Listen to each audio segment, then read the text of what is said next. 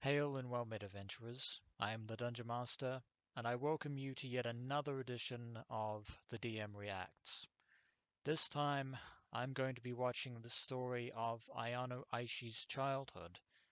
Now, for those of you who don't know, Ayano Aishi is more colloquially known and infamously known as Yandere-chan, for she is the leading protagonist or antagonist, again, depending on your point of view, of Yandere Simulator. Now, the reason I'm doing this is because when I first saw this back in July of 2017, it certainly caught my attention and definitely piqued my interest. So that's why I'm doing this. So here we go. My earliest memories. I remember hospitals, doctors, examinations. I was broken. Reminds me a bit of Fran Bow there. The doctors were trying to fix me. My parents tried to explain what was wrong with me. They tried to explain what made me different from other people. I didn't understand. Poor Ayano. I heard the doctors admit they couldn't fix me. They said I would never be a normal person or live a normal life. Who's running this hospital anyway? I wonder. As I grew older, I came to understand what was wrong with me. I saw other children become happy, sad, angry, but I never felt these things. In other words, she couldn't relate to them. I only felt empty, hollow, incomplete. My father desperately wanted to help me, but my mother, she was nothing like my father. She wasn't worried about me at all. She said that she was exactly like me when she was a child. Ah, so it's hereditary then. She told me that one day I would meet someone special. She told me that I would meet someone who would make me feel complete. My father did not want to listen to my mother's words. He wanted a normal child more than anything in the world. He tried everything to make me happy. But nothing worked. Alas. I never felt happy. But I did feel pity. I felt pity for this sad man. Well, at least she has some sympathy. I did not want my father to worry anymore. And so, I began to act like the other children.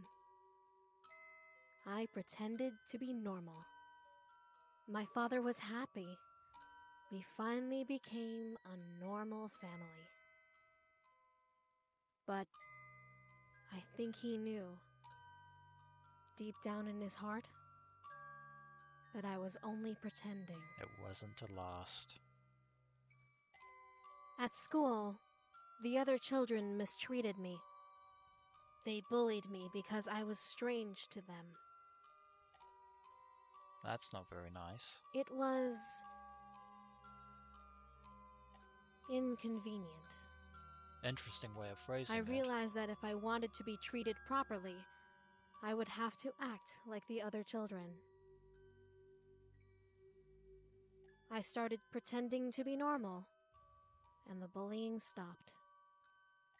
I learned that everything was easier if I forced myself to act like a normal person. Eventually, I was pretending to be normal almost every hour of every day. I pretended to be friends with people. I pretended to have hobbies. I pretended to care when tragedy struck. But it was all fake. I felt nothing. The only thing I felt was emptiness.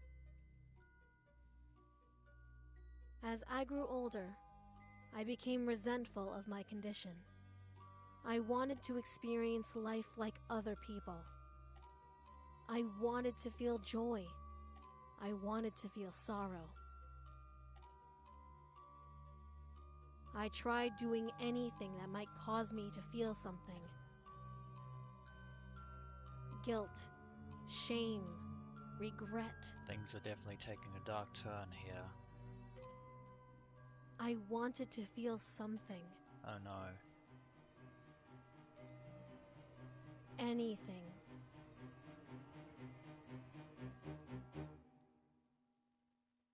But nothing worked. No matter what I did, no matter how extreme, I could not feel anything. Ayano doesn't hate animals. Just throwing that out My there. mother's advice was always the same. One day, you will meet someone special. One day, someone will make you feel complete. I don't think that advice is helping. I thought about Matters. these words all the time. It was the only thing for me to look forward to. The only reason for me to live. Meeting the person who would save me, fix me, complete me. There's a very psychological atmosphere to all Then, this. one day, Now we're in high school. Or rather, Ayano's in high school.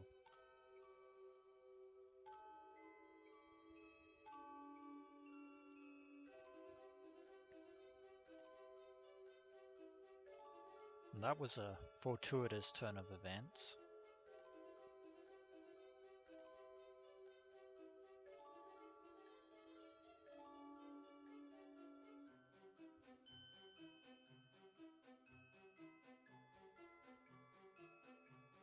Almost like a fairy tale of sorts.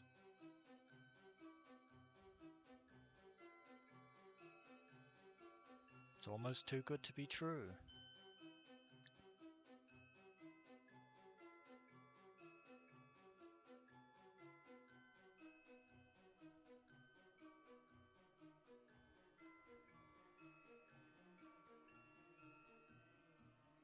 I found him.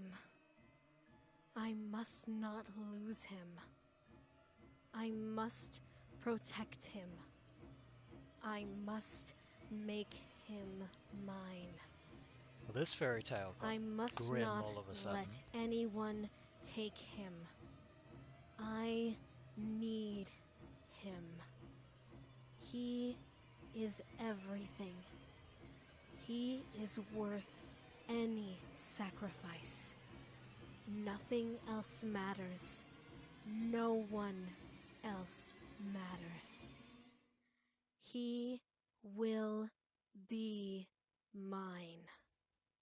He doesn't have a choice. And how will the story end? Only time will tell. Artwork by Ayano Aishi. Voiceover by Michaela Laws, the voice of Ayano, aka Yandere-chan. Music by Irish Trish. Very nice music. And the creator of Yandere Simulator, Yandere Dev.